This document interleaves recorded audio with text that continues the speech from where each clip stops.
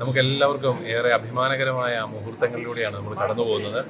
അഭിമന്യ George Koovakad പിതാവിനെ പരിശുദ്ധ Francis പാപ്പ ഇന്ന് വൈകുന്നേരം 4 മണിക്കുള്ള ഫംഗ്ഷനിൽ കർദിനാളായിട്ട് ഉയർത്തുകയാണ്.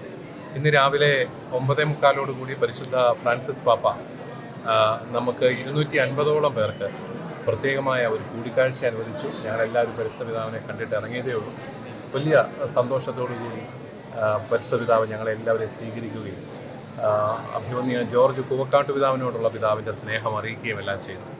അതുപോലെ തന്നെ നമുക്ക് അഭിമാനകരമായൊരു കാര്യം, ഇന്ത്യ ഗവൺമെൻറ് മൈനോറിറ്റി മിനിസ്റ്റർ ബഹുമാനപ്പെട്ട ജോർജ് കുര്യൻ സാറിൻ്റെ നേതൃത്വത്തിൽ ഒരു ഒഫീഷ്യൽ ഡെലഗേഷനെ അയച്ചു എന്നുള്ളതാണ്. അതിൽ പ്രധാനമന്ത്രിയോടും ഇന്ത്യ ഗവൺമെൻറ്റിനോടും നമ്മൾ നന്ദി പറയുകയാണ്.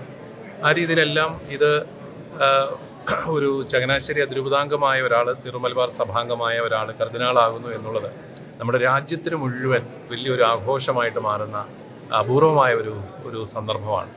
അതിൽ വളരെ അഭിമാനപൂർവ്വം ഞങ്ങളെല്ലാവരും പങ്കെടുക്കുന്നു. നമുക്ക് പ്രാർത്ഥനയോടുകൂടി കാത്തിരിക്കാം. ഇന്ന് വൈകുന്നേരം കർദിനാൾ സ്ഥാനാരോഹണം, നാളെ രാവിലെ 10 മണിക്ക് പരിശുദ്ധ പിതാവിനോട് ചേർന്ന പുതിയ കർദിനാളന്മാർ കുർബാനയർപ്പിക്കും.